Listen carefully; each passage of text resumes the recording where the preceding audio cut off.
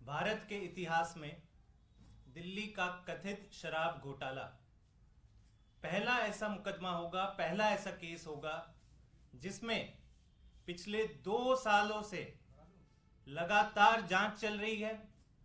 हजारों रेड हो चुकी हैं, पूरब से लेके पश्चिम तक, उत्तर से लेके दक्षिण तक हजारों रेड हो चुकी है, लेकिन एक चवन्नी तक की रिकवरी नहीं हुई है।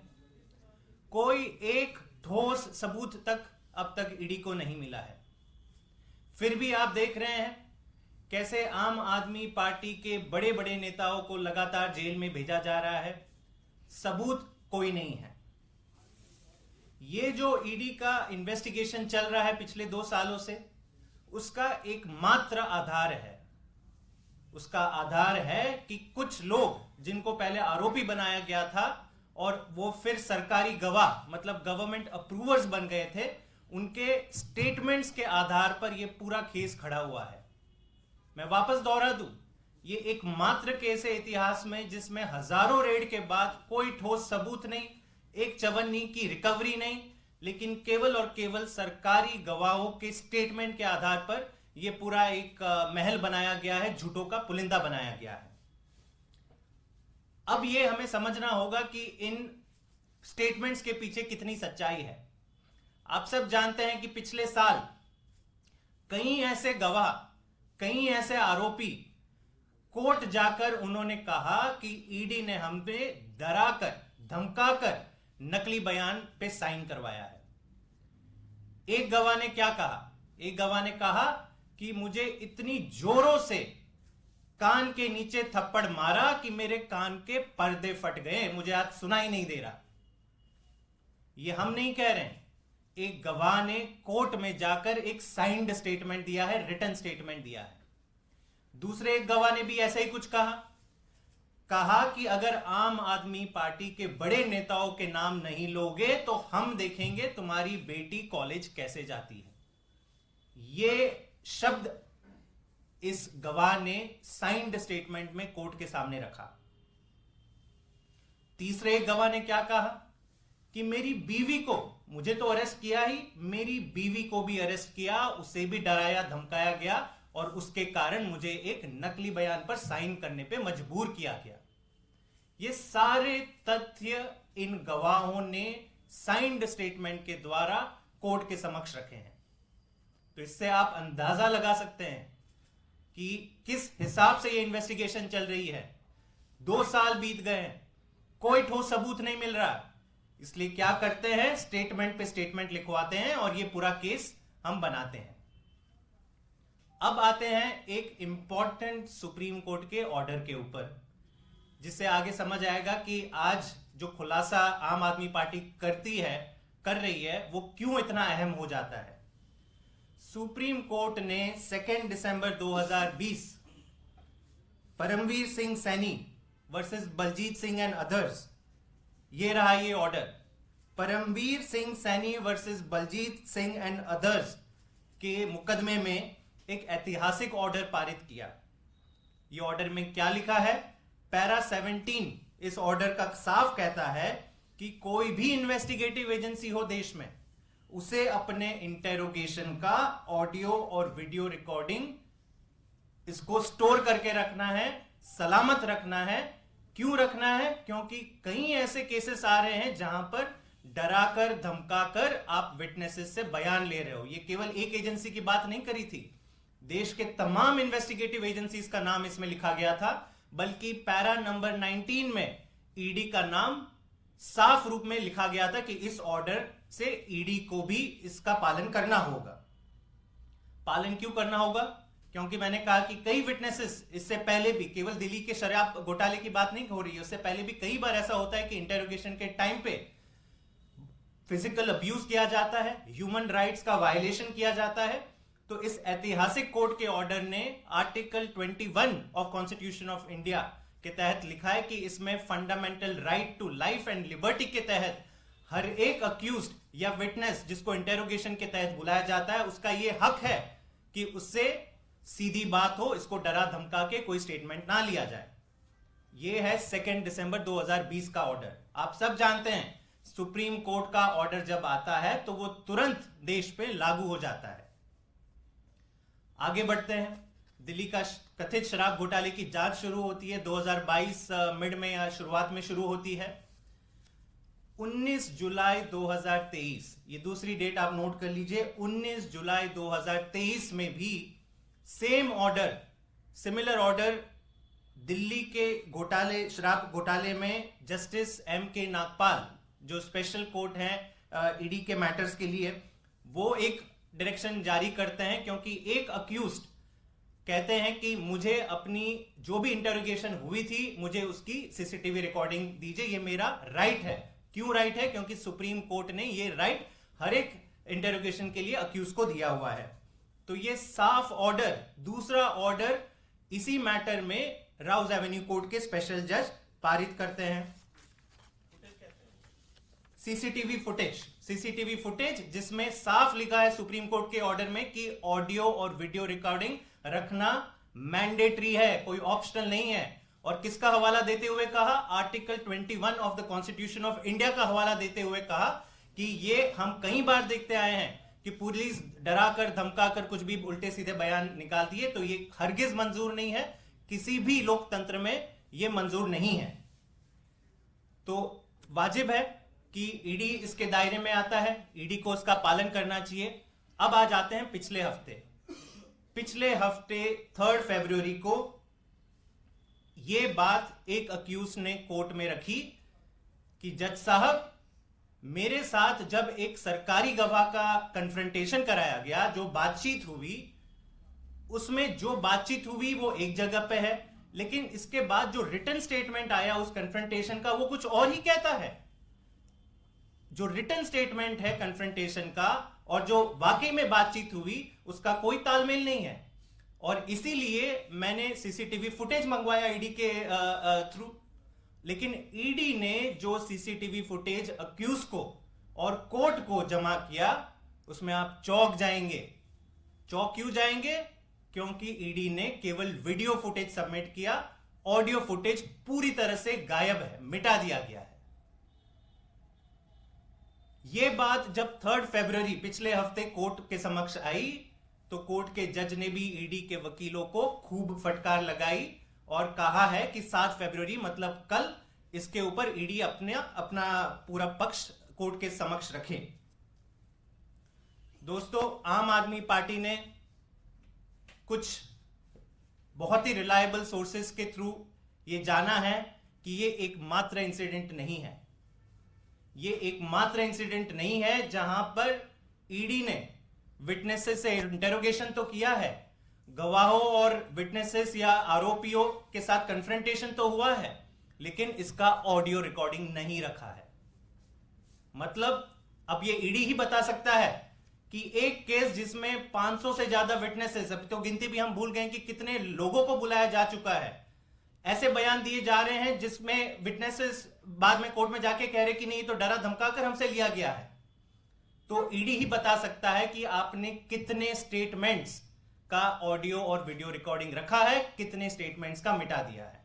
लेकिन ये जो घटना कोर्ट के समक्ष, ये हमारा दावा नहीं है, ये हम नहीं कह रहे हैं, हम कोर्ट में जो चीजें घटी और जो एक अक्यूज कह रहे हैं कि मेरे साथ जो इंटरोगेशन हुआ और फाइनली रिकॉर्डिंग में जो कुछ नहीं और जो स्टेटमेंट था उसमें जमीन आसमान का अंतर है, वो चौंकाने वाला है। और ये इसलिए चौंकाने वाला है क्योंकि शुरुआत से हम कहते आए हैं कि दिल्ली का कथित शराब घोटाला पूरी तरह से एक फर्जी मुकदमा है। ना चवन्नी की रिकवरी हुई है, ना एक ठोस सबूत मिला है, और अब जो निकल के आ रहा है कि जो रिटन स्टेटमेंट्स गवाहों ने दिए हैं, सरकारी गवाहों ने दिए हैं, आरोपियों ने दिए, इसका भी कोई आधार नहीं है। इसमें कोई ऑडियो रिकॉर्डिंग से आप इसको सब्सटैंशिएट नहीं कर पाओगे। मतलब पूरी तरह से ये केवल और केवल एक पॉलिटिकल वेंडेटा था, है और जारी है। केवल और केवल इसका एक मात्र मकसद है कि कैसे भी करके आम आदमी पार्टी को खत्म करो, अरविंद केजरीवाल को जेल के अंदर डालो, आम आदमी पार्टी के सारे लीडर्स को जेल के अंदर डालो। अंत में मैं ईडी से और आम आदमी पार्टी ईडी से केवल 2 सवाल पूछना चाहेगी कि सुप्रीम कोर्ट का ये जो 2 दिसंबर 2020 का ऑर्डर जो तुरंत लागू होता है, देश के ऊपर लागू होता है, किसने आपको अधिकार दिया कि सुप्रीम कोर्ट के ऑर्डर को आप नहीं मान रहे हैं? किसके दबाव में आकर आपने यह फैसला किया कि सुप्रीम कोर्ट के 2 दिसंबर 2020 के ऑर्डर को आप नहीं मानोगे, जो ऑर्डर देश के हर पुलिस सिस्टम के ऊपर लागू है, सीबीआई के ऊपर लागू है, ईडी के ऊपर लागू है, तमाम ऐसी इन्वेस्टिगेटिव एजेंसी हैं, इन सब के ऊपर लागू है। ईडी ने यह कैसे डिसाइड किया कि हम इसका उल्लंघन करेंगे? दूसरा, आप खुद बताएं कि आपने इतने सारे ऑडियो रिकॉर्डिंग गायब क्यों किए? किसके कहने पे किए? किसके दबाव पे किए? Thank you.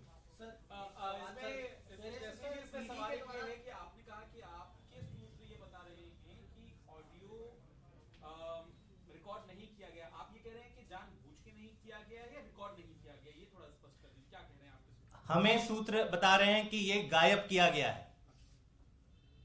सर, ईडी ने एक प्रेस रिलीज जारी करके कहा है, बकायदा ईडी ने ये कहा है कि ये बिल्कुल गलत है, मैलिशियस आरोप लगा रहे हैं आप, और जो भी अगर जिस तरीके बयान दे जाएंगे तो वो कार्रवाई पर भी सोच। क्या ईडी ने ऑफिशियल स्टेटमेंट अपने लेटर हेड पे कोई दिया है? क्या ईडी ने कोई आधिकारिक बयान? नहीं। इसमें ये समझने वाली बात है, और मैं सारे मीडिया को चौकन्ना कर दूं, ये एक बहुत ही गंभीर मुद्दा है। मुद्दा आम आदमी पार्टी का नहीं है, मुद्दा है सुप्रीम कोर्ट की भी अगर आप रिस्पेक्ट नहीं करोगे, देश की सबसे बड़ी और ताकतवर इन्वेस्टिगेटिव एजेंसी होने के बावजूद, तो देश में बचेगा क्या? अगर ईडी कोई बयान जारी करता है, मैं मीडिया से कह दूं कि अनलेस एंड अनटिल ये अपने एक साइंड ऑफिशियल लेटर हेड में जारी नहीं होता है, इसको आपको गैरअंदाज करना चाहिए। ये मुझे लग रहा है कि ये प्लांटेड न्यूज है, और अगर कोई ऐसा कह भी रहा है कि हमारे पास, मेरे ख्याल से मैंने भी देखा कहीं पे चल रहा था कि हमारे पास ये टेक्नोलॉजी आई दिसंबर 2023 में, कुछ ऐसा ही कह रहे हैं। मेरे ख्याल से आज देश का बच्चा बच्चा हंसेगा ईडी के ऊपर। सीसीटीवी टेक्नोलॉजी, जिसमें ऑडियो वीडियो की टेक्नोलॉजी 1 दशक पहले आ गई थी देश में, तो क्या सुप्रीम कोर्ट के पास इतनी भी अकल नहीं थी कि दिसंबर 2020 में ये ऑर्डर पारित कर दिया? देश के सारे लोगों ने इसको इंप्लीमेंट भी कर दिया, लेकिन ईडी कहती कि नहीं साहब, हमें बस 2 महीने पहले ये टेक्नोलॉजी मिली। किसको बेवकूफ बना रहे हैं आप? ईडी अपना जो भी स्टैंस है, ये मैटर सब जुडिस है। जैसे मैंने कहा कि इसका संज्ञान कोर्ट में ऑलरेडी लिया जा चुका है। जो भी स्टेटमेंट ईडी कोर्ट के समक्ष रखता है, उसका जवाब आम आदमी पार्टी कोर्ट में देगी।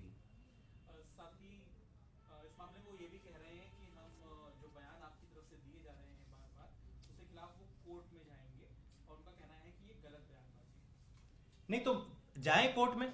हम नहीं कह रहे हैं, जैसे मैंने कहा, ये कोर्ट के सामने ये घटना घटी है कि जो रिकॉर्डिंग, सीसीटीवी रिकॉर्डिंग, ऑडियो और वीडियो के साथ, जो ये केवल सुप्रीम कोर्ट का ऑर्डर नहीं है, जुलाई 2023 का ऑर्डर इसी मैटर में कथित शराब घोटाले का ही ऑर्डर है।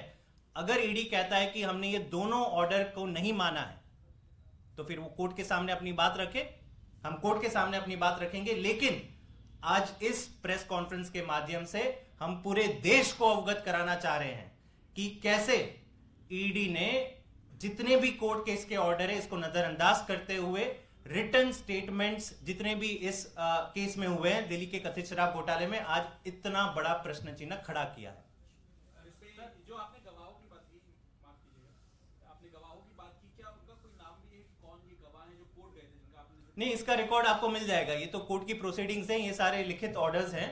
लेकिन जो गवाह, कई गवाहों ने जिन्होंने अपने स्टेटमेंट वापस भी लिए हैं, जिन्होंने कोर्ट में जाके कहा कि हमारे कान के पर्दे फाड़ दिए गए हैं, हमारी फैमिली को डराया धमकाया गया, ये सारे रिकॉर्ड्स पब्लिक डोमेन में हैं और इसमें मुश्किल नहीं होगी आपको। सर, आज सुबह से 10 से ज्यादा ठिकानों पर ईडी लगातार छापेमारी कर रही है। एनटी गुप्ता, उनके सेक्रेटरी, आप आदमी पार्टी के ट्रेजरर, अन्य नेता अरविंद केजरीवाल के सेक्रेटरी, ये जो रेड हो रही है आज सुबह से, उसको लेकर आप लोगों का क्या है? देखिए, ये बड़ा हास्यास्पद अभी हो गया है कि जब भी आम आदमी पार्टी ईडी के ऊपर कुछ नई बात जनता के समक्ष रखना चाहती है। ये आपको पता है कि आज की जो प्रेस वार्ता की घोषणा कल शाम को हो गई थी, पूरे देश को पता था कि एक बड़ा खुलासा होने जाने वाला है। मेरे ख्याल से ये एक्सपेक्टेड था कि ईडी कोई तो रिएक्शन देगी। हमें उम्मीद थी कि ईडी फैक्ट्स, सिलसिलेवार फैक्ट्स रखेगी जनता के सामने। दुख है कि एक प्रेस कॉन्फ्रेंस, एक राजनीतिक पार्टी जब प्रेस कॉन्फ्रेंस करती है तो ईडी ने इसका रिस्पॉन्स इस तरीके से दिया कि उन्हीं के नेताओं के ऊपर रेड डाल दो। और मेरे ख्याल से कहीं ना कहीं ये दर्शाता है जो पिछले कई सालों से ये जो आंकड़ा आ रहा है कि 95% जितने भी केस ईडी कर रही है वो भाजपा के राजनीतिक विरोधियों के ऊपर कर रही है।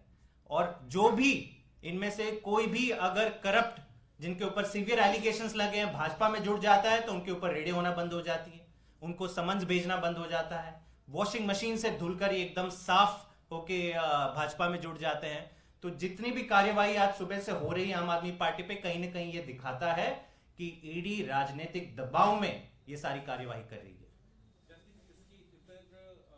हाईकोर्ट ने ये कहा है दिल्ली सरकार को कि जो अधिकारी इंफ्रास्ट्रक्चर यानी कि हेल्थ इंफ्रास्ट्रक्चर से रिलेटेड गलत जानकारी दे रहे हैं उनके खिलाफ कार्रवाई कीजिए, और उसको लेकर उन्होंने बात की।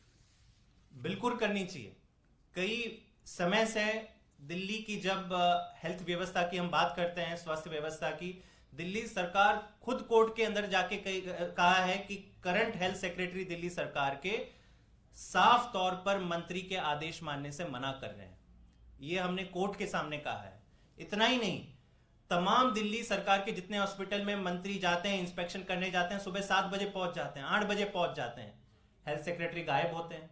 ना आप ग्राउंड पे काम करते हो, ना आप मंत्री के आदेश पास करते हो। कहीं ना कहीं ये सवाल केवल ब्यूरोक्रेसी से नहीं, एलजी साहब से भी पूछना चाहिए कि बार बार मुख्यमंत्री और स्वास्थ्य मंत्री ने ये रिक्वेस्ट भेजी है कि इसको आप बदलिए, इसको ट्रांसफर कीजिए। क्यों इसको संरक्षण दिया जा रहा है ऐसे अफसरों को जो डेमोक्रेटिकली इलेक्टेड गवर्नमेंट की बात नहीं सुन रहे हैं? मतलब आप लोकतंत्र का मजाक उड़ा रहे हो।